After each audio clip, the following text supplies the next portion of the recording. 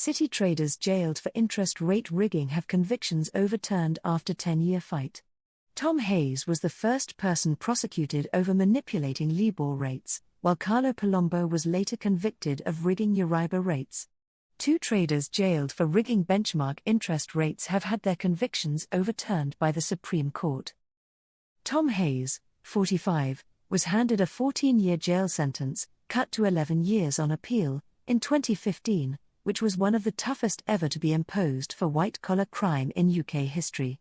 The former Citigroup and UBS trader, along with Carlo Palombo, 46, who was jailed for 4 years in 2019 over rigging the Euribor interest rates, took their cases to the country's highest court after the Court of Appeal dismissed their appeals last year. The Supreme Court unanimously allowed Mr. Hayes' appeal, overturning his 2015 conviction of 8 counts of conspiracy to defraud by manipulating LIBOR, a now defunct benchmark interest rate. Ex-Vice President of Euro Rates at Barclays Bank Mr. Palombo's conviction for conspiring with others to submit false or misleading Euribor submissions between 2005 and 2009 was also quashed.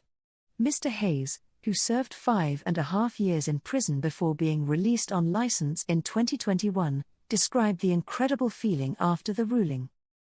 Both Hayes and Palombo have been described as scapegoats for the 2008 financial crisis, but Mr. Hayes said, "We literally had nothing to do with it."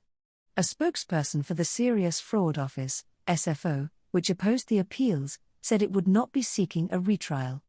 In 2012, the SFO began criminal investigations into traders it suspected of manipulating the LIBOR and Euribor benchmark interest rates. Mr. Hayes was the first person to be prosecuted by the SFO, which brought prosecutions against 20 people between 2013 and 2019, 7 of whom were convicted at trial, 2 pleaded guilty and 11 were acquitted.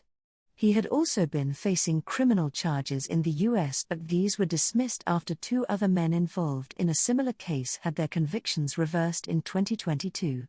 Mr. Hayes, a gifted mathematician who is autistic, was described at his Southwark Crown Court trial as the ringmaster at the center of an enormous fraud.